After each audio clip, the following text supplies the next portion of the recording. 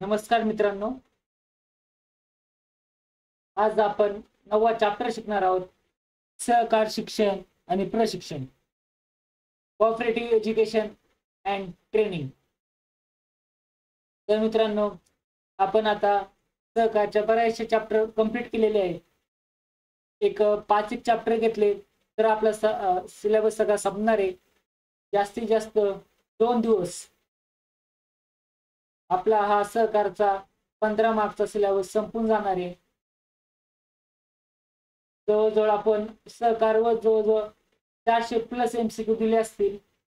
पुढे ते कम्प्लीट करूयात, पण जवळजवळ 400+ MCQ जाणार आहे. तर मित्रांनो, हे 11वी-12वीचं पुस्तक सगळ्यात चांगलं आहे. याच्यापेक्षा जास्त डेटा तुम्हाला कुठेही भेटणार नाहीये, कोणत्याही लोकल बुक मध्ये भेटणार नाहीये. तर मित्रांनो, तीच 2 पुस्तकं चांगल्यात चांगली करा. आपण अजून एक 5 लेक्चर घेतले, अजून 5 चॅप्टर बाकी आहे आपले. तेवढे कंप्लीट केल्यावर एक अजून एक्स्ट्रा माहिती द्यायची असेल तर त्याच्यासाठी एक लेक्चर, असे जवळजवळ 6 लेक्चर आपण पूर्ण करूयात आणि 2 दिवसात आपण हा सगळा सिलेबस पूर्ण करूयात.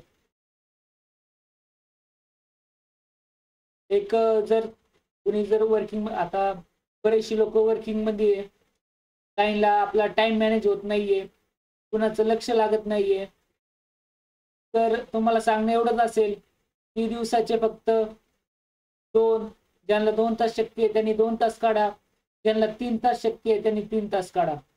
कारण की आपण 2021 ला फॉर्म भरलेला आहे. 2021 ची परिस्थिती आणि आत्ताची परिस्थिती याच्यामध्ये फरक पडलेला आहे. काही महिला असतील त्यांची लग्न झालेली आहे, काही लोक पुरुष असतील त्यांची लग्न झाली, काही लोक जॉबसाठी प्रयत्न करत असतील तर कॉन्ट्रॅक्ट बेसिसवर आता कुठेतरी कामाला असतील. तर सर्वांची काही ना काही प्रॉब्लेम असतील. तर मित्रांनो, जेव्हा तुम्ही 2021 ला फॉर्म भरला होता तेव्हा तुम्ही ठरवलं होतं ही एक्झाम द्यायची आहे आपल्याला. तुम्हाला त्यावेळेस संधी उपलब्ध झाली नाही, पण आज 2025 आहे, तुम्हाला एक चालून संधी आलेली आहे. त्याचं तुम्ही सोनं करा. आपल्याला आयुष्यात अशी एकच अपॉर्च्युनिटी लागत असते की आजपर्यंत आपण जीवनात जो संघर्ष केलाय तो संघर्ष पुढे तसाच राहू नये. एक चांगलं आयुष्य भेटावं, एक इज्जत, एक सॅटिस्फाईड लाईफ. आपण बोलतो की जिथं त्रास कमी असेल, की आपलं एक सुंदर आयुष्य जगण्यासाठी तुम्हाला एक अपॉर्च्युनिटी आहे. सहकार संस्थेत लागलं, पीडीसी बँकेत जॉब भेटला तर चांगली गोष्ट आहे ही. तर मित्रांनो, कमीत कमी दिवसातून 2 तास किंवा 3 तास अभ्यास करत राहा. सिलेबस एवढा अवघड नाहीये. तुम्हाला थोडा पहिल्यांदा त्रास वाटेल, या गॅप तुम्हाला जर असेल एक्झाम मध्ये म्हणजे अभ्यासामध्ये, तर तुम्हाला ह्या सगळ्या गोष्टी मॅनेज करायला थोडा वेळ लागणार आहे. पण तुम्ही 6 दिवस अभ्यास केला, जरी 2-2 तासांनी 6 दिवस अभ्यास केला तर तिथून पुढे तुमचा कॉन्फिडन्स वाढणार आहे.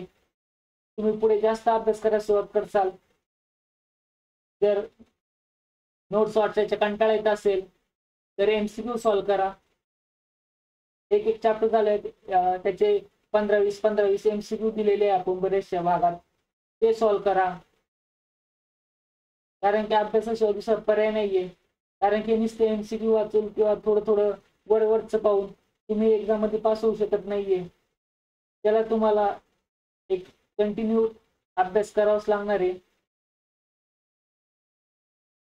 तर मित्रांनो, काहींना काही प्रॉब्लेम येत असेल, कॉन्फिडन्स येत नसेल, मला कॉल केला तरी चालेल, आपण त्याच्यावर चर्चा करूयात. तर अपेक्षा आहे सर्व लोक याच्यावर चांगला अभ्यास करत असतील.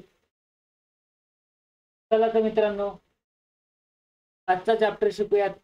सहकार शिक्षण आणि प्रशिक्षण हे का गरजेचं आहे. त्या व्यंकुट मेहता राष्ट्रीय सहकारी प्रबोधन संस्था किंवा डॉक्टर धनंजय गाडगी सहकारी प्रबोधन संस्था, त्या ज्या संस्था आहेत, किंवा पद्मश्री डॉक्टर विठ्ठलराव विखे पाटील सहकारी प्रबोधन संस्था, त्या सर्व संस्था आपण माहिती पाहणार आहोत. थोडा चॅप्टर मोठा आहे, पण याच्यातून प्रश्न येण्याची शक्यता जास्त आहे. तर सर्वांनी काळजीपूर्वक हे लेक्चर ऐका.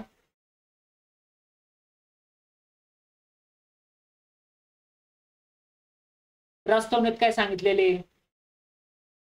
भारतात सन 1991 नंतर नवीन आर्थिक सुधारणाचा कार्यक्रम राबवण्यात आला.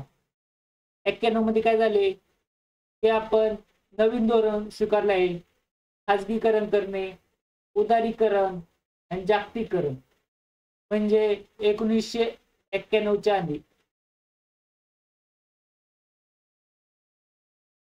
बरेचसे उद्योग फक्त सरकारी मालकीचे होते.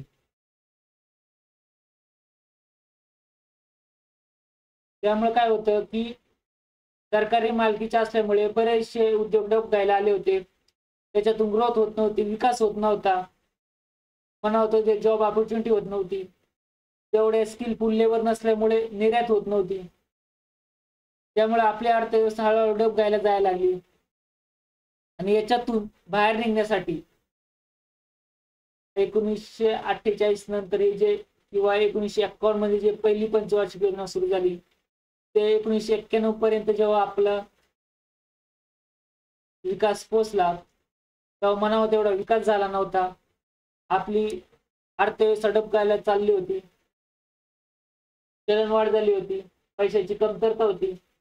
मग याच्यातून उपाय काढण्यासाठी 1991 मध्ये भारत सरकारने खाजगीकरण, उदारीकरण आणि जागतिकीकरण हा धोरण राबवलं. त्यावेळेस अर्थमंत्री कोण होते? तर डॉक्टर मनमोहन सिंग या अर्थमंत्री होते. लक्षात ठेवा, डॉक्टर मनमोहन सिंग हे कोण होते? अर्थमंत्री होते. कारण की ते पंतप्रधान नंतर झाले, पंतप्रधान होण्याच्या आधी ते अर्थमंत्री होते. तर आपल्याला प्रश्न विचारू शकतात 1991 मध्ये अर्थमंत्री म्हणून कोण होतं? तो डॉक्टर मनमोहन सिंग हे अर्थमंत्री होते. हे लक्षात ठेवा. पुढे काय? या कारणाने सहकार क्षेत्रात मोठ्या प्रमाणावर सहकाराचा विकास व प्रगतीबाबत आव्हाने निर्माण झाली. 1991 धोरण आलं, सरकारी मालकी कमी झाली, खाजगीकरण सुरू झालं. आणि या खाजगीकरणासंग, कारण की खाजगीकरण म्हटलं तर त्यांचा सगळ्यात मोठा असतो उद्देश काय असतो? तर नफा कमवणे असतो.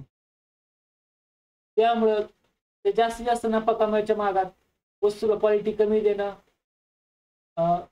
ग्राहकांची लूट करणं, अशा समस्या निर्माण झाल्या. मग यामुळं उपाय म्हणून काय?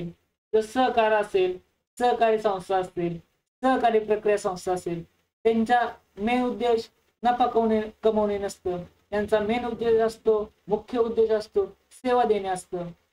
त्यामुळे सहकारचा विकास आणि प्रगती होणं ही सर्वात महत्वाची गोष्ट पुढे येऊ लागली. तर पुढे बघूयात आपण काय म्हटले मुद्द्यात. व्यावसायिक दृष्टिकोनाचा अभाव, साधन सामग्रीचा अभाव, कार्यक्षम आणि प्रशिक्षित कर्मचाऱ्यांचा अभाव, भांडवलाचा अपुरेपणा, स्पर्धा या सर्व समस्यांवर परिणामकारक तोडगा म्हणून सहकार शिक्षण आणि प्रशिक्षण कार्यक्रमाकडे पाहण्यात येते. यातून सहकार शिक्षण म्हणावा प्रशिक्षणाची आवश्यकता व गरज भासली. शिक्षण आणि प्रशिक्षणामुळे कामात अति उच्च कौशल्य प्राप्त होतात, शिवाय कामाची कार्यक्षमता व दर्जा प्राप्त होतो. जसं का शिक्षण काय महत्वाचं आहे तुम्हाला कळलं असेल. खाजगीकरणामुळे सहकार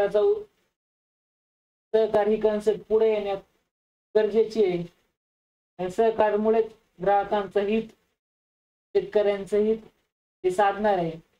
पण त्या सहकार्याच्या क्षेत्रामध्ये काही समस्या आहे. व्यावसायिक दृष्टिकोन नाही त्यांच्याकडे, साधन सामग्री कमी आहे, भांडवल कमी आहे, कार्यक्षम आणि प्रशिक्षक कर्मचारी नाहीये. या समस्येवर तोडगा काढण्यासाठी पुढे सहकार शिक्षण आणि प्रशिक्षण या कार्यक्रमाकडे राबवण्यास सुरुवात केली. आणि पुढे त्याच गोष्टी आपण त्या चॅप्टर मध्ये शिकणार आहोत. सहकार ही एक जीवन प्रणाली आहे.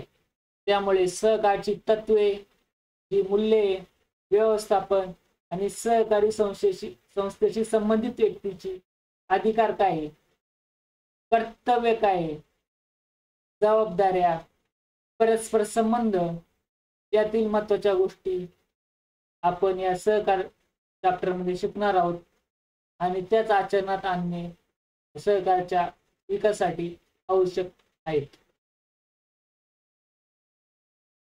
तर याच्यात बरेचसे पॉइंट हायलाइट करण्यासारखे, जे पण स्टडी करायला बसत असेल त्यांनी लक्षात ठेवा, आपल्याकडे एक हायलाइटर हवा,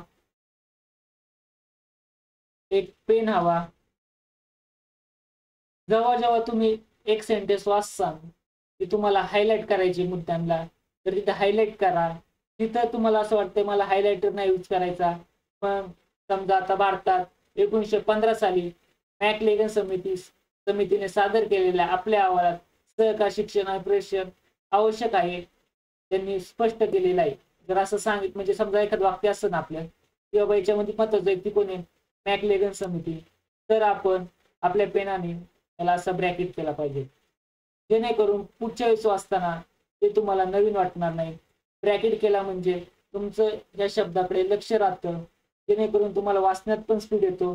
जेव्हा रिवाइज करसाल तेव्हा तुमची रिवाइज करायला जास्त वेळ लागणार नाही, कारण की तुम्ही फक्त मग एवढंच वाचायचे 1915 मॅकलेगन समिती कशावर होती, सहकार शिक्षण आणि प्रशिक्षण याच्यावरती होती, बस झालं एवढं. तर पुढे जर म्हटलं आपण तर समजा हे नामजोशी 1916 आणि त्यांनी काय मांडलं, सहकार सचिव प्रशिक्षण मंडळ ही संकल्पना त्यांनी मांडलेली आहे. या गोष्टी अशा तुम्ही शॉर्टकट मध्ये करू शकता. त्यामुळे पेन घ्या, त्याच्यामुळे तुम्हाला आळस येणार नाही. सारखी सवय लागली की बाबा रंगवायची तर तुमचं त्याच्यामध्ये मन लागून राहतं.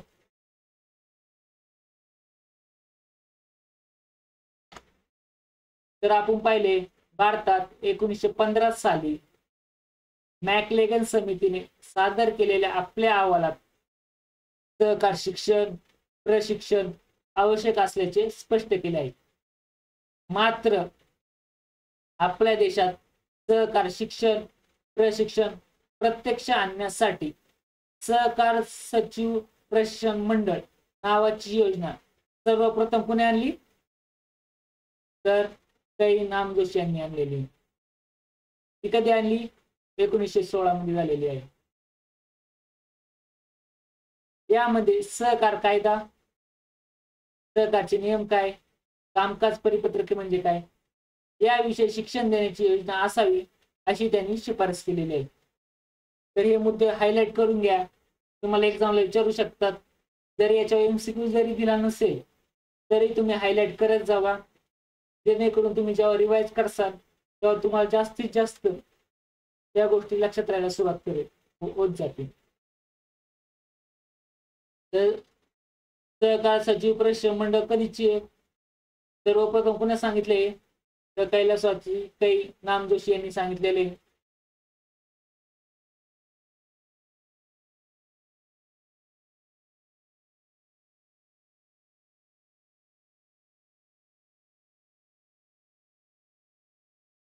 पुढे लक्षात ठेवा, सन 1917 मध्ये प्रांतिक सहकारी परिषदेत एस.एल.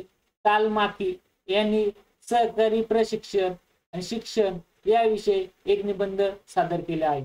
पुन्हा केला आहे तो निबंध. प्रांतिक सहकारी परिषद झाली होती 1917 ला. त्याच्यामध्ये एस.एल. तालमाकी यांनी एक सहकारी शिक्षण कसं असावं प्रशिक्षण कसं असावं याच्यावर एक त्यांनी निबंध सादर केला होता. त्याच आधारे 1918 अंडरलाईन करा, 1918 मध्ये मुंबई सेंट्रल कोऑपरेटिव्ह इन्स्टिट्यूट नावाची एक संस्था स्थापन झाली. नाव काय, मुंबई सेंट्रल कोऑपरेटिव्ह इन्स्टिट्यूट. कधी, 1918 मध्ये. पुढे जायचं स्थापन मुंबईत झालेली. लक्षात ठेवा.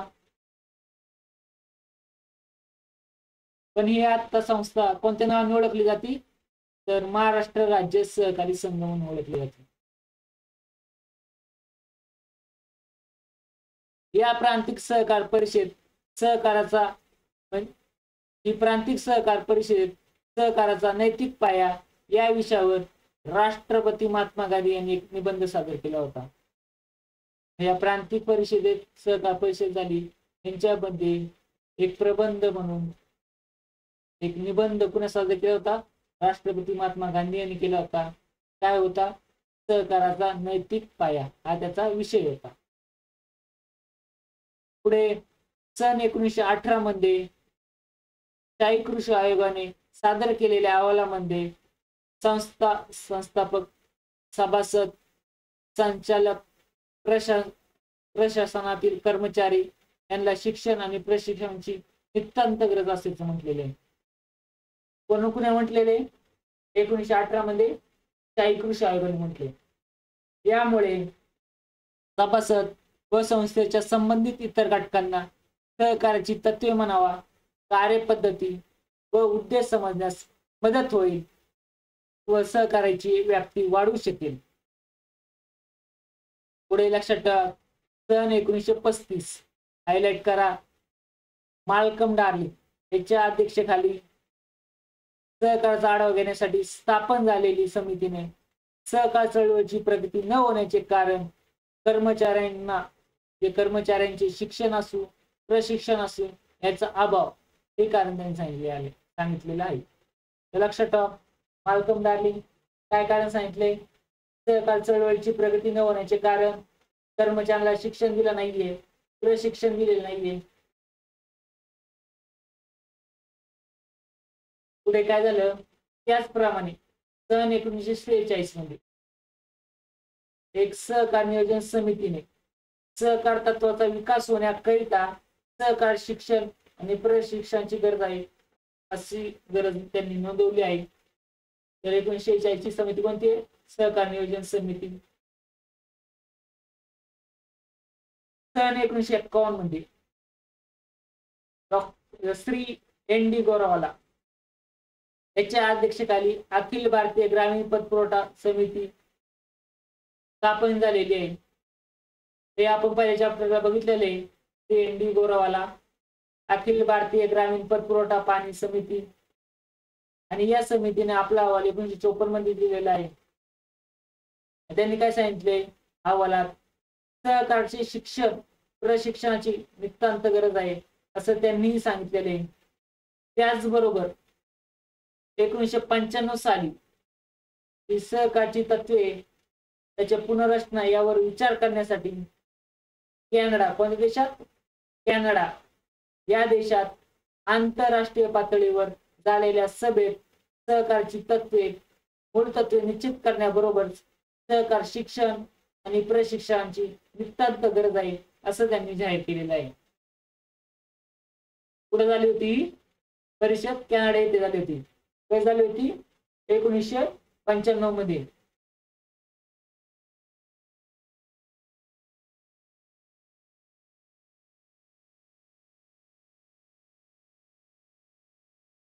सहकार शिक्षण प्रशिक्षण याचा अर्थ आणि व्याख्या काय? सहकार ही एक मानवी सहज प्रवृत्ती आहे. समाज रचनेचा तो एक मोठा आधार आहे. सहकार चळवळ भक्कम व मजबूत पायावर उभी करण्यासाठी, सहकार चळवळीचा विकास करण्यासाठी क्रियाशील व जागरूक सभासद वर्ग निर्माण करावा लागतो. याकरता सहकार शिक्षण प्रशिक्षण ही मोलाची भूमिका पार पाडते. सहकार शिक्षणाचा अर्थ काय आहे? सहकारी तत्वे, उद्दिष्ट काय आहे, पद्धती, व्यवहार यांचे सहकारी संस्थांच्या सभासदांना, संचालकांना, कार्यकर्त्यांना, अधिकाऱ्यांना व कर्मचाऱ्यांना ज्ञान देऊन त्यांच्यात सहकार्यावरील निष्ठा,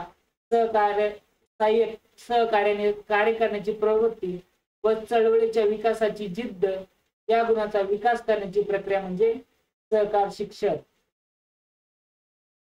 काय सांगितले? जी सहकारची तत्वे, उद्दिष्टे, पद्धत, पत्रव्यवहार आणि यांचं शिक्षण सभासदांना, संचालकांना, कार्यकर्त्यांना, अधिकारी आणि कर्मचाऱ्यांना ज्ञान देऊन सहकारविषयी त्यांच्यामध्ये काय करायचे, निष्ठा निर्माण करायचे, त्यांच्यामध्ये सहकारची भावना निर्माण करायची आणि या चळवळीच्या विकासाची जिद्द, या गुणांचा विकास करण्याची प्रक्रिया म्हणजे सहकार शिक्षण होय. पुढे डॉक्टर कृष्णस्वामी यांनी काय व्याख्या दिलेली आहे फक्त एकदा वाचून घ्या. सहकार शिक्षण म्हणजे सहकाराशी संबंधित असलेल्या व्यक्तींना सहकारची तत्वे, पद्धती, उद्देश यांचे ज्ञान देणे होय. तसेच सहकारची निष्ठा म्हणावा, सहकुशीने एकत्र काम करण्याची योग्यता किंवा कुवत इत्यादी गुणांचा विकास करणे म्हणजेच सहकार शिक्षण होय. फक्त एकदा वाचून घ्या, एक्झामला विचारणार नाही अशी व्याख्या. पुढे या सहकारच्या 2-3 व्याख्या दिलेल्या आहेत, एकदा वाचून घ्या. आपल्याला असे एक्झामला जास्त मोठे क्वेश्चन असणारे, जास्तीत जास्त 1 लाईनर क्वेश्चन असणारे.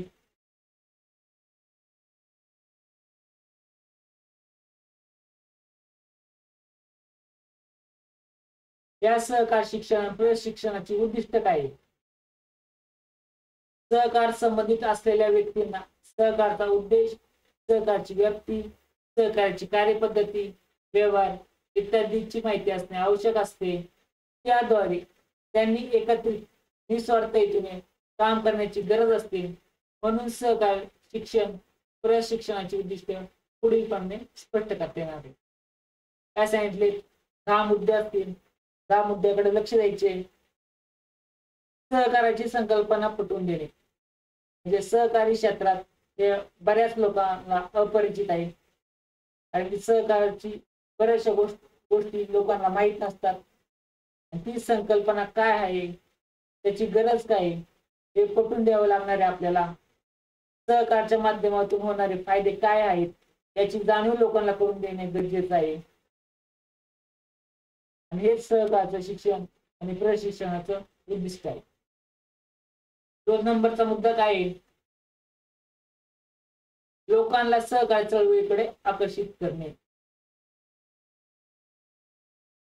सहकार्याचे महत्व लोकांना पटवून देऊन सहकारात लोकांचे हित कसे साध्य करता येईल याची माहिती दिल्यास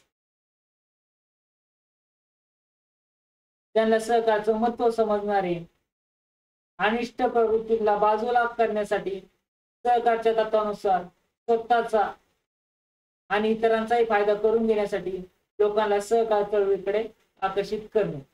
काय सांगितले? लोकांना सहकाराचं महत्व पटवून देण्याची गरज आहे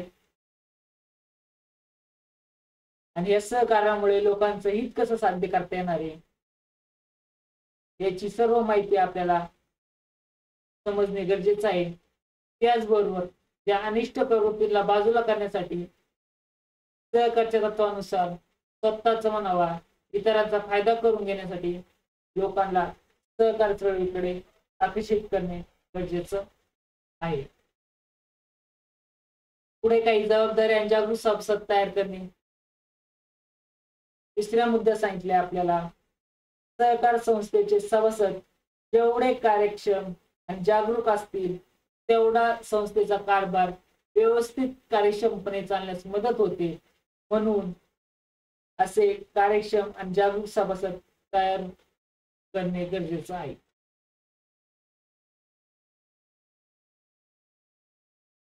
पुढचा मुद्दा काय? सहकारी संस्थेसाठी सक्षम नेतृत्व निर्माण करणे. सहकारी संस्थेच्या विकासासाठी जबाबदार आणि सक्षम नेतृत्वाची गरज असते. सहकारचं शिक्षण प्रशिक्षणातून कल्पना, दूरदृष्टी म्हणावा, प्रामाणिकपणा म्हणावा आणि कार्य करण्याची वृत्ती, सर्वांना बरोबर घेऊन जाण्याची कला, प्रभावीपणा, धाडस इत्यादी गुणांची जोपासना करून संवर्धन करण्याचा प्रयत्न केला जातो. साहजिकच सहकार चळवळीचे नेतृत्व जर सभासदांमधूनच घडत गेले तर असे नेतृत्व सहकारी संस्थाला भविष्य काळात विकासाकडे नेऊ शकते. तर आपल्याला फक्त हायलाइट केलेले मुद्दे विचारू शकता प्रश्नामध्ये. फक्त आपण थोडं ब्रॉड मध्ये हे डिस्कस करत आहोत जेणेकरून तुम्हाला हायलाइट जे दिसतं आपल्याला निळ्या अक्षरात ते आपल्याला लक्षात राहील. पण एक्झामला हे हायलाइट केलेलंच विचारणार आहे, त्यामुळे त्याच्याप्रमाणे तुमची तयारी ठेवा. पुढे काय, संघटित दृष्टिकोन निर्माण करणे. सभासदांमध्ये एकोपा म्हणावा, समानता प्रस्थापित होण्यासाठी सहकार्यावर निष्ठा निर्माण व्हावी लागते. या कारणाने समता एकोपा निर्माण करण्यासाठी लागणारी वैचारिक आणि मानसिक बैठक तयार करणे गरजेचं असतं आणि हे सहकारातून हे उद्दिष्ट साध्य होते. 6वा मुद्दा काय आहे, सहकारची तत्वे, कार्यपद्धती व व्यवहार याचे ज्ञान देणे. म्हणजे सहकारी संस्थेच्या माध्यमातून व्यवहार कसे चालतात, त्यामध्ये नैतिकता कशी सांभाळावी, सर्वसामान्य जनतेचे हित कसे साध्य होईल याचे संस्थेशी संबंधित असणारे सभासद, संचालक असतील, कर्मचारी असतील, या सर्वांना ज्ञान देणे.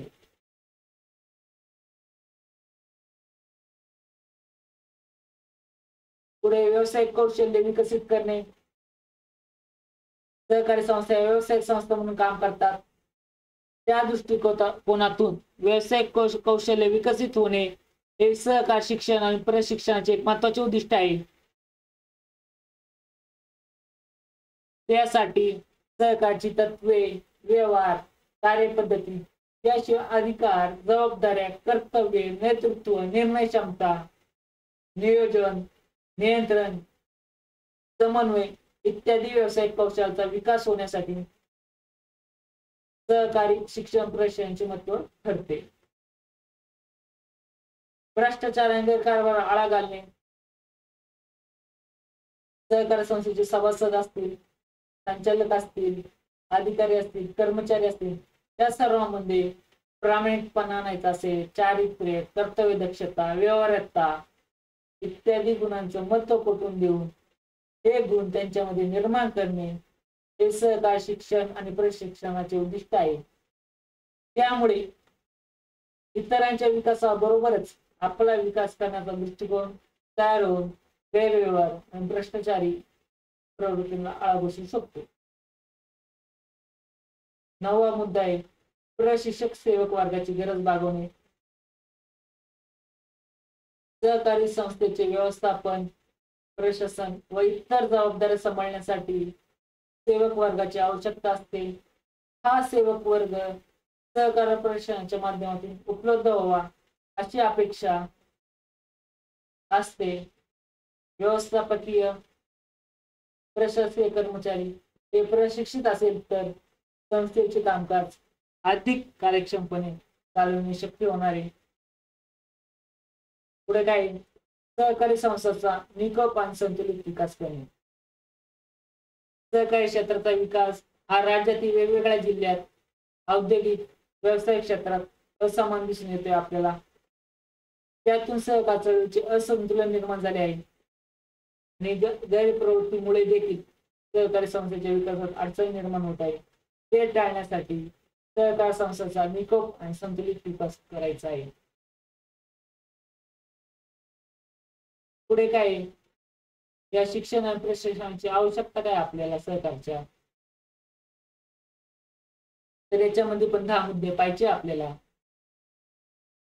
सहकार चळवळीचे नेतृत्व. सहकार संस्थेचे नेतृत्व किती सक्षम आणि कुशल आहे यावर या संस्थेचे भवितव्य अवलंबून असते.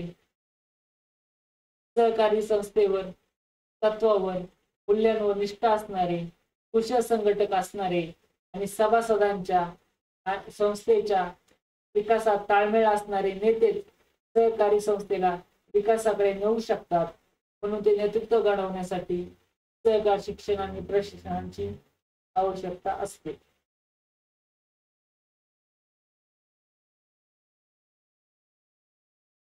सहकार संस्थेचा विकास. सहकार शिक्षण प्रशिक्षणामुळे संस्थेच्या समस्या असेल त्यावरील उपाय, भावी काळातील आव्हाने, नवनवीन तंत्रज्ञान, कार्यपद्धती याची माहिती सहकार संस्थेच्या प्रत्येक घटकाला मिळू शकते व त्या माध्यमातून सहकारी संस्थेचा विकास घडून येतो. म्हणून सहकार शिक्षण आणि प्रशिक्षणाची आवश्यकता असते. कार्यक्षम व्यवस्थापन ही सहकारी संस्थेचे कर्मचारी असो, अधिकारी, संचालक संस्थेचे कामकाज अधिक चांगल्या रीतीने कार्यक्षमपणे पार पाडण्यासाठी लागणारे ज्ञान कौशल्य हे सहकार शिक्षण प्रशिक्षणातून मिळू शकते. त्यामुळे संस्थेचा कारभार सुव्यवस्थित आणि कार्यक्षमपणे चालू शकतो. पुढे काय आहे? शिक्षित सभासद वर्गाची निर्मिती. सहकारी संस्थेचा विकास प्रामुख्याने कुठे झालेला आहे? ग्रामीण भागात झालेला दिसतो. आणि ग्रामीण भागातील सभासद असतात ते काय असतात? अशिक्षित असतात. त्यांच्यामध्ये शिक्षणाचं प्रमाण कमी असतं. त्यामुळे सहकारची तत्वे, मूल्य, कार्यपद्धती याचे ज्ञान त्यांना असेलच असे नाही. शिवाय सहकारच्या माध्यमातून मिळणारे फायदे देखील त्यांना माहीत नसतात. आणि सभासदांना त्यांचे अधिकार काय आहे, जबाबदारी काय आहे, कर्तव्य काय आहे याची जाणीव करून देणे आवश्यक असते. म्हणून सभासद वर्गामध्ये सहकार शिक्षण प्रशिक्षणाच्या माध्यमातून परस्पर सहकार्याची प्रगतीची भावना वाढीस लावण्यासाठी सहकार शिक्षण महत्वाचं आहे. मित्रांनो, आपल्या इथे बऱ्याच लोकांकडे बऱ्याच ठिकाणी प्रत्येक तालुक्यात साखर कारखाने आहेत.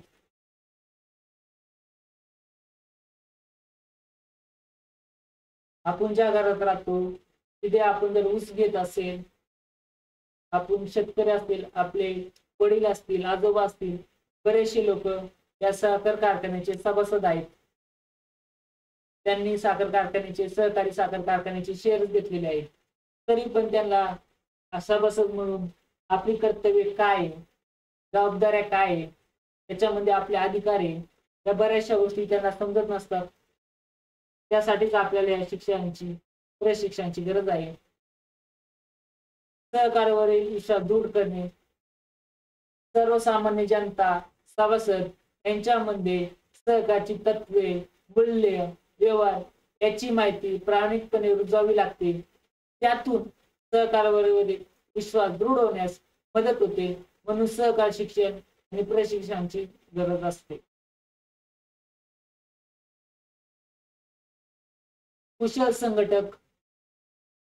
सहकारी संस्थेच्या घटकामध्ये विविध घटक येतात. आपल्या माहिती सभासद, संचालक, कार्यकारी संचालक, अध्यक्ष, समिती सदस्य, व्यवस्थापक, अधिकारी असतील, कर्मचारी असतील. आणि या सर्वांना संस्थेची कार्यपद्धती काय आहे, त्यांची भूमिका, अधिकार, कर्तव्य, जबाबदाऱ्या, संस्थेचे व्यवहार, हिशोब, पत्रव्यवहार, नोंदी, विविध कायदे व त्यातील तरतुदी याची माहिती असणे आवश्यक असते. आणि ही माहिती सहकार शिक्षण प्रशिक्षणातून दिली जाते. म्हणून सहकार शिक्षण आणि प्रशिक्षणाची गरज आहे.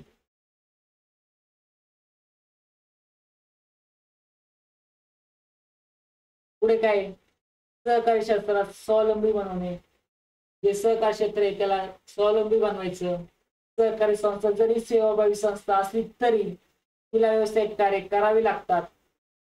यातून उत्पन्न खर्चाची तरतूद करताना शासकीय अनुदान मदतीची अपेक्षा ठेवली जाते.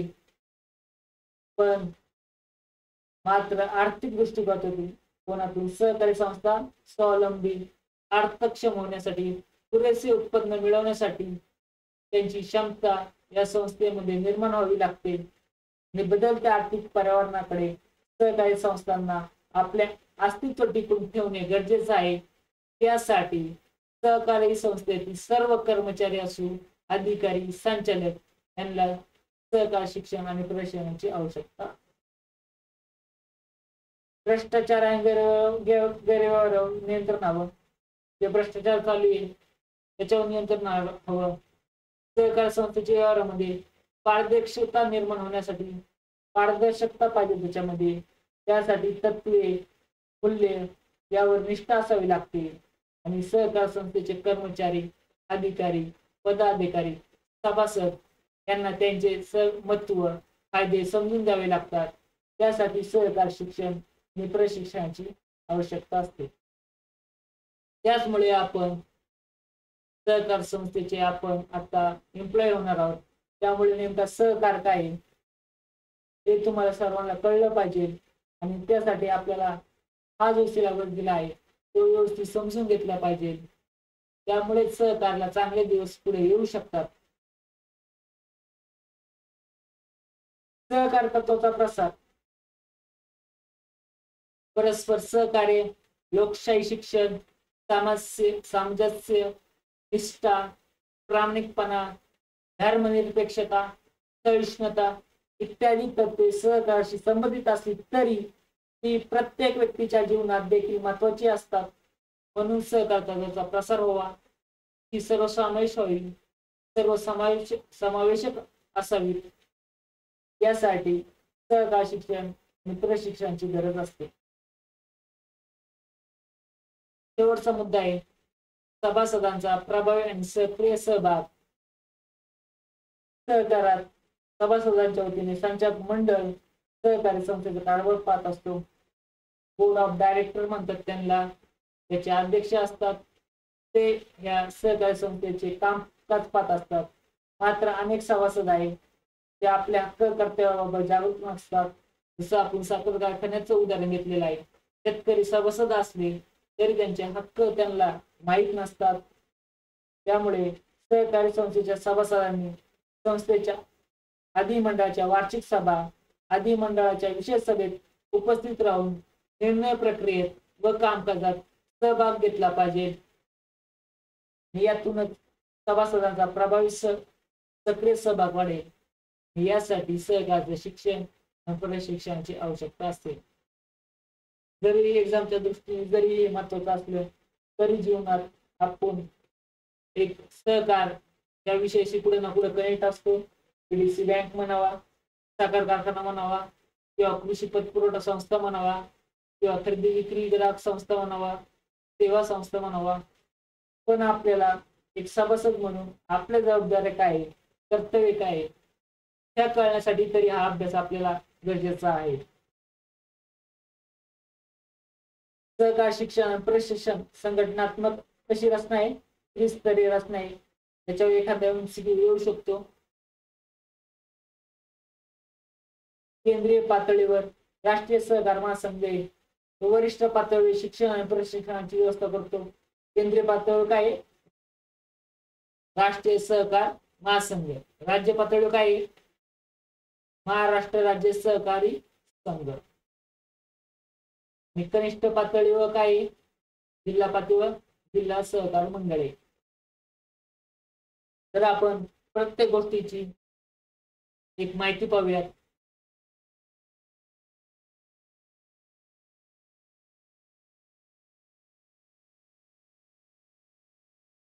आपल्याला राष्ट्रीय सहकारी महासंघ, national cooperative union of India ही संस्था पाहिजे आपल्याला.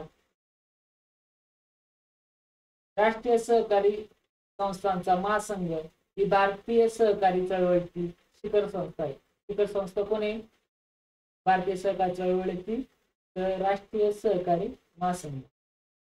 ही संस्था राष्ट्रीय पातळीवर सहकार चळवळीचे नेतृत्व करते. सन 1929 म्हणजे all India cooperative union institute या नावाने ही संस्था स्थापन झाली होती. या संस्थेची स्थापना 1929 मध्ये होती.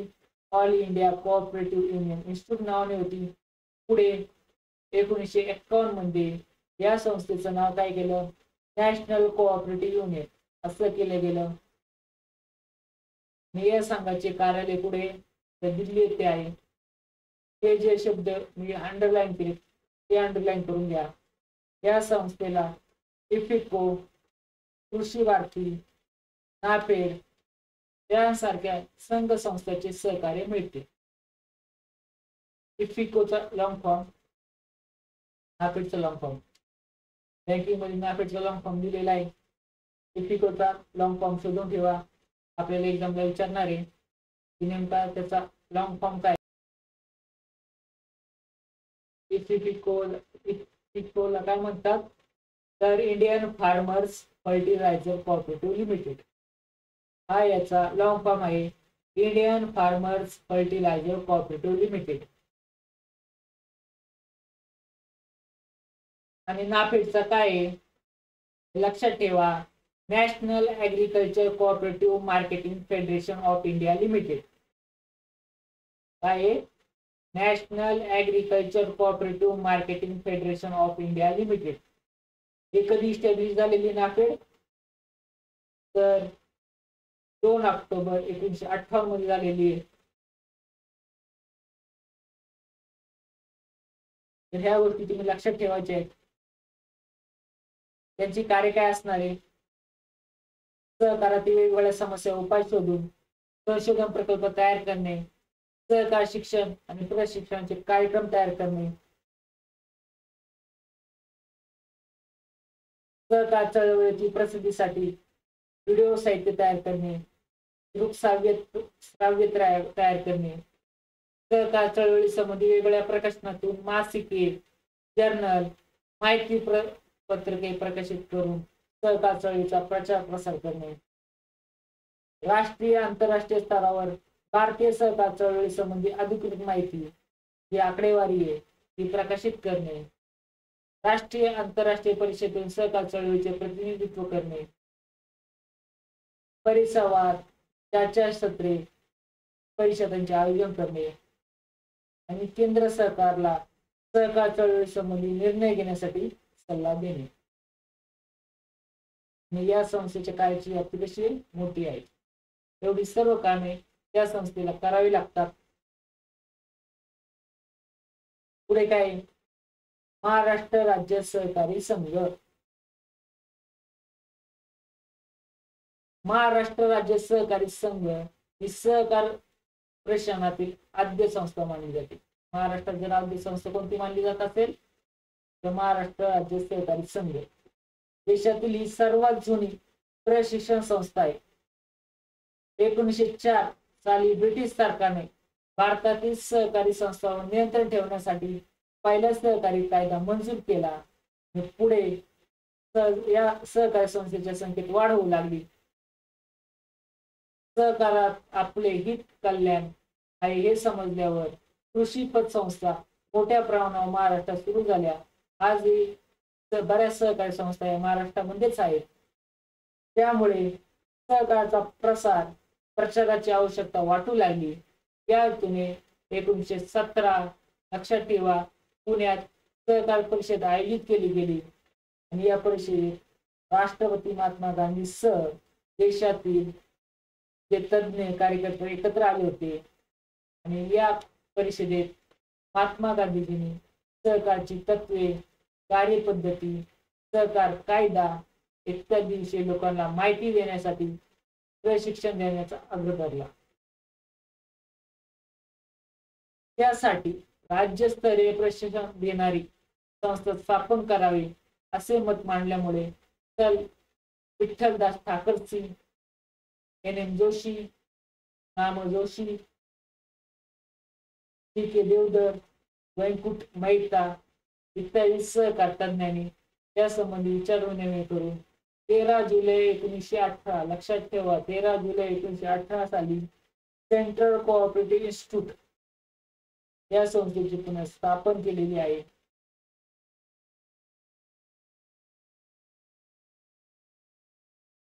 पुढे या संस्थेचा विस्तार मोठ्या प्रमाणात झाला. पुणे, मुंबई, धारवाड, बांडोज, कोलंबा, रत्नागिरी, ठाणे, अलिबाग, सिंध प्रांत जो आज पाकिस्तानात आहे. पुढे 1926 साली ती बॉम्बे प्रोव्हिन्शियल कोऑपरेटिव्ह इन्स्टिट्यूट असे त्याचे नामकरण करण्यात आले. 1952 मध्ये याच्यामध्ये विभागीय सहकार मंडळे, जिल्हा सहकार मंडळे अशी संघीय रचना करण्यात आली आणि 1 मे 1960 रोजी जेव्हा महाराष्ट्र राज्याची निर्मिती झाली त्यानंतर 12 एप्रिल 1961 पासून त्याला महाराष्ट्र स्टेट कोऑपरेटिव्ह युनियन असे नाव देण्यात आले. जुलै 1969 पासून महाराष्ट्र राज्य सहकारी संघ पुणे, महाराष्ट्र राज्य सहकारी संघ पुणे या नावाची ओळखली जाऊ लागलेली आहे.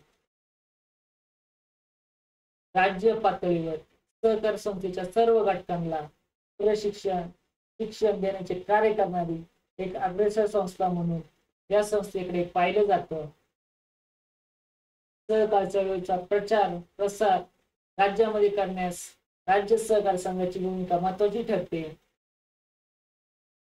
राज्य सहकारी संघामार्फत सहकाराचा प्रचार प्रसार करण्यासाठी राज्यभर विविध परिसंवाद चर्चासत्रे सहकार परिषदा आयोजित केल्या जातात. दरवर्षी 14 नोव्हेंबर ते 20 नोव्हेंबर किती 14 नोव्हेंबर ते 20 नोव्हेंबर या कालावधीत सहकार सप्ताहाचे आयोजन केले जाते.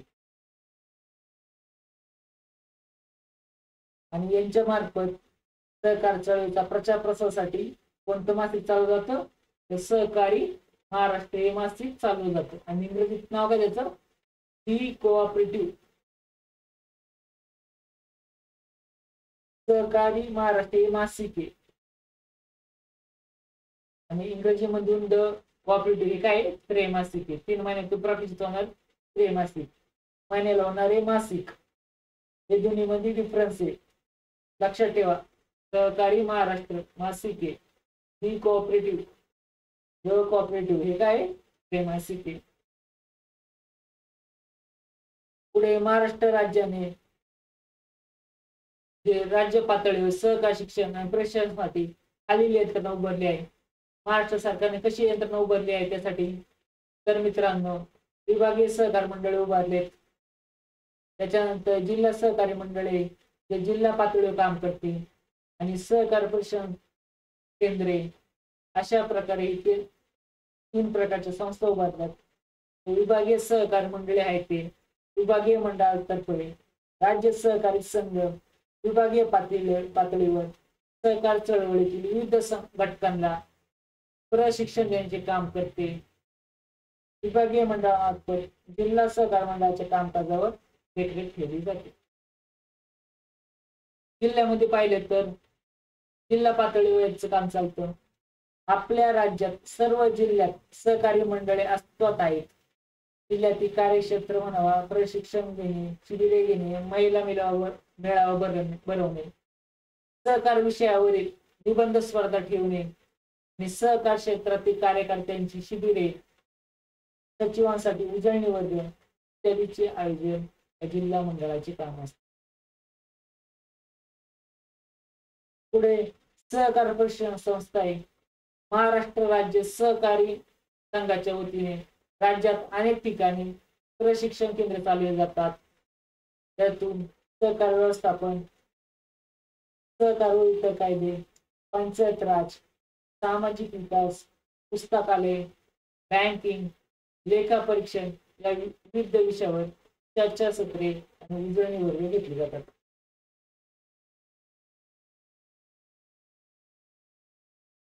पुढे व्यंकटलाल मेहता राष्ट्रीय सहकारी प्रबोधन संस्था. तर व्यवस्थापन प्रशासनाची गरज लक्षात घेऊन केंद्र सरकारने 1964 साली ज्येष्ठ सहकार तज्ञ प्राध्यापक धनंजयराव गाडगिळे यांच्या अध्यक्षतेखाली एक समिती नेमली होती. आणि या समितीने या संस्थेचा व्याप आणि प्रशासन कार्यक्षम करण्यासाठी व्यवस्थापन संस्थेची आवश्यकता आहे असं अधोरेखित केलं.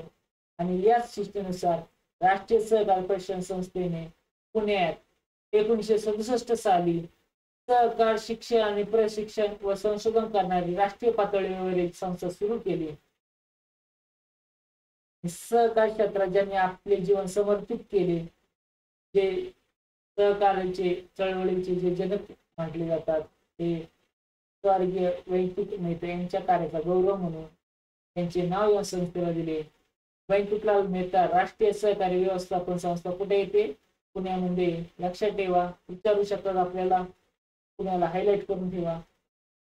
या चॅप्टर मध्ये बरेचसे एमसीक्यू निर्माण होऊ शकतात. हा एक्झामच्या दृष्टीने महत्वाचा चॅप्टर आहे मित्रांनो. एकदा दोनदा रिवाइज करा. बरेचसे एमसीक्यू टाईप याच्यातून तयार होऊ शकतात. फॅक्च्युअल डाटा जास्त याच्यात. पुढे ही संस्था व्यवस्थापन प्रशिक्षण व्यवस्थापन विकास कार्यक्रम, प्रशिक्षण कार्यक्रम, प्रशिक्षण कार्यक्रम, वरिष्ठ अधिकारी प्रशिक्षण कार्यक्रम, सहकार व्यवस्थापन शिक्षण, संशोधन व मार्गदर्शन, महत्वाच्या अहवालाची प्रसिद्धी, आधुनिक संगणक केंद्र, समृद्ध असे ग्रंथालय चालवणे इत्यादी कामे करत असते. त्याचबरोबर ही संस्था कोऑपरेटिव्ह पर्स्पेक्टिव्ह नावाचं त्रैमासिक प्रकाशित करते. कोणती संस्था? वैकुंठराव मेहता राष्ट्रीय सहकारी प्रबंधन संस्था. सहकारी क्षेत्रातील घडामोडीची समीक्षा करणारे कोऑपरेटर हे नियतकालिक प्रकाशित करते. या दोन गोष्टी लक्षात ठेवा. त्रैमासिक, बाकीच्या वरच्या संस्थेचं मासिक, त्रैमासिक, वेगवेगळ्या संस्थेचे मासिक, त्रैमासिक लक्षात ठेवा. प्रश्नाला आपल्या एक्झामला त्याच्यावर MCQ येऊ शकतो. कन्फ्युज होऊ नका. बाकी हा कार्यक्रम सांगितलेला आहे. इतके त्यांच्याकडे काय काय कोर्स उपलब्ध आहे तर एक्झामला विचारणार नाहीये. तरी पण एकदा तुमच्या माहितीसाठी एकदा वाचून द्या. पुढे पद्मश्री डॉक्टर विठ्ठलराव विखे पाटील सहकारी प्रबंधन संस्था. डॉक्टर विठ्ठलराव विखे पाटील सहकार प्रबंधन संस्था देशातील पहिली सहकार प्रशिक्षण संस्था आहे. या संस्थेची स्थापना कुठे झाली? 1947 मध्ये पुण्यात झाली. पूर्वीचं नाव काय होतं त्याचं? सहकार प्रशिक्षण महाविद्यालय होतं. पुढे त्याचं पद्मश्री डॉक्टर विठ्ठलराव विखे पाटील सहकारी प्रबंधन संस्था असे नाव दिलं.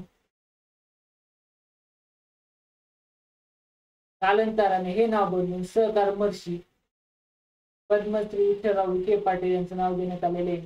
या संस्थेच्या उभारणीत तज्ञ स्वर्गवासी व्यंकटराव मेहता, D.G. कर्वे, धनंजय गाडगे यांचे मोलाचे मार्गदर्शन मिळाल्यामुळे या संस्थेला काय प्रतिष्ठा प्राप्त झाली.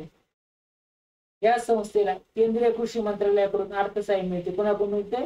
केंद्रीय कृषी मंत्रालयाकडून या संस्थेला अर्थसहाय्य मिळते.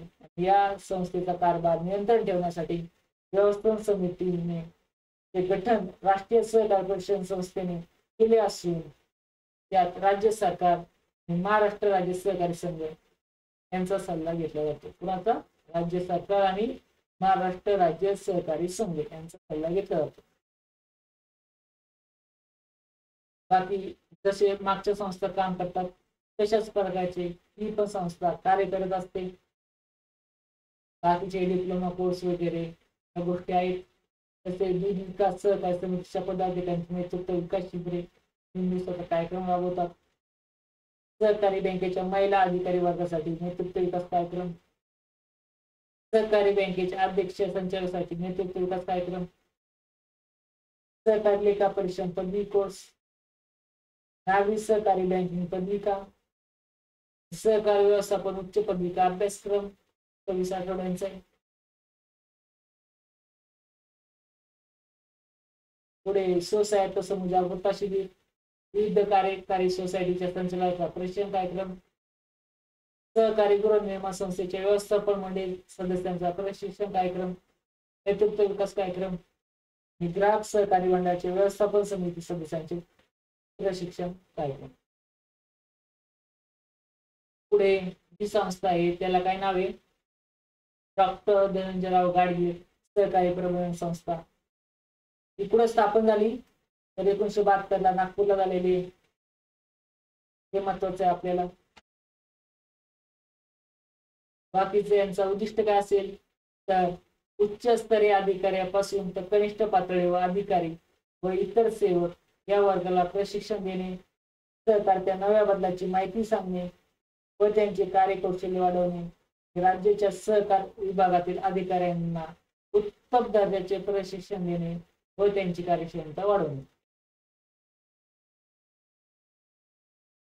पुढे जर पाहिलं या संस्थेवर राष्ट्रीय सहकारी प्रशिक्षण संस्थेचे नियंत्रण असून केंद्रीय कृषी मंत्रालय, महाराष्ट्र राज्याचे सहकारी विभाग यांना अर्थसहाय्य करतो. लक्षात ठेवा कोण? केंद्रीय कृषी मंत्रालय हे आपले सहकारी विभाग. सहकार चळवळीला चालना देणे, विकास, उच्च दर्जाचे मनुष्यबळ, व्यवस्थापकाची निर्णय क्षमता उंचवणे, प्रशासकीय ज्ञान वृद्धिंगत करणे ही त्यांना कामे करावी लागतात. तसेच राज्यस्तरीय सहकारी क्षेत्रातील विविध विषय व कार्यशाळा परिसंवाद यांचे आयोजन करतात. सहकार व्यवस्थापन, विपणन, संगणकीय माहिती याद्वारे कार्यालय व्यवस्थापन कर्मचाऱ्यांचे ज्ञान समृद्ध करणे अशी कामे या संस्थेमार्फत होतात. पुढे काय मॅनेजमेंट डेव्हलपमेंट प्रोग्राम असतो त्यांच्याकडे. Higher diploma in cooperative management असतं. Diploma in urban cooperative banking management असतं. मास्टर इन बिझनेस ऍडमिनिस्ट्रेशन 2 वर्षाचा कोर्स त्यांच्याकडे.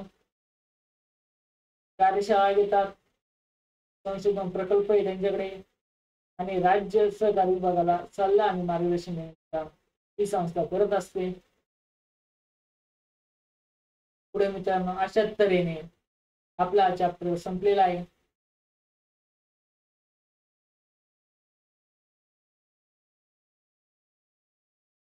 पुढे लक्षात ठेवा सहकारची तत्वे, पद्धती, उद्देश याचे ज्ञान देणे म्हणजे सहकार शिक्षण होय आणि धोरणाची प्रत्यक्ष अंमलबजावणी, कार्यालयीन कामकाज, हिशोब लेखन इत्यादीचे सखोल प्रात्यक्षिक स्वरूपाचे शिक्षण म्हणजे सहकार प्रशिक्षण होय. तर याच्यावर आपल्याला 4 MCQ आहेत. सहकार शिक्षण आणि प्रशिक्षणातून काय होतं तर कुशल नेतृत्व येणारे व्यंकुटलाल मेहता राष्ट्रीय सहकारी प्रोग्राम संस्था पुणे, पुणे ते नागपूर, दिल्ली. तर हे बघायला लागेल आपल्याला पुढे नेमकं, कारण की याच्यामध्ये फॅक्च्युअल डेटा आपल्याला खूप आहे. सगळ्यांचीच नावं लक्षात ठेवणं थोडं अवघड होते. नेमक्या संस्था या पुढे तर या लक्षात ठेवा दिल्लीमध्ये असणार आहे. तरी इथं दिलेले आपल्याला व्यंकुटलाल मेहता राष्ट्रीय सहकारी व्यवस्थापन संस्था ही पुण्यातली आहे आणि आपली दिल्लीतली कोणती संस्था आहे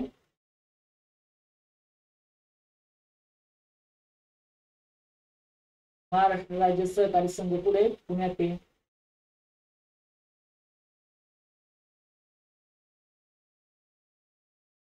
आणि राष्ट्रीय सहकारी महासंघ हे दिल्लीत आहे. मागाशी चुकून आपण दिल्ली बोलले तर राष्ट्रीय सहकारी महासंघ दिल्लीत आहे. तर तुम्हाला उत्तर भेटलेले आहे त्याचं.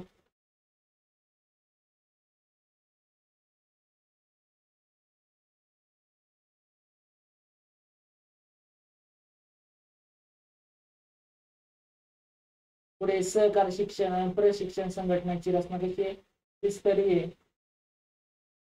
भारतात सहकार शिक्षण आणि प्रशिक्षण प्रसारणाचे कार्य करणारी शिखर संस्था म्हणजे राष्ट्रीय सहकारी महासंघ. मित्रांनो आपण ह्या चॅप्टरवर जवळजवळ 25 MCQ तुम्हाला प्रोव्हाइड केलेले आहे. ते तुम्ही व्यवस्थित वाचा. काही जर ऑप्शन मध्ये चुका असतील तर मला मेसेज करून सांगा, जेणेकरून आपण परत अपडेट करूयात ती नोट्स. तर तुम्हाला कोणत्याही नोट्स मध्ये काही प्रॉब्लेम आढळला, तुम्हाला वाटलं बाबा हे आन्सर नाहीये, मला कळवा. योग्य ते आन्सर तुम्हाला दिलं जाईल. जर चुकीने काही गोष्टी होऊ शकतात तर मला मेसेज करून ते कळवत जावा. चला मित्रांनो अशा प्रकारे हा चॅप्टर संपलेला आहे.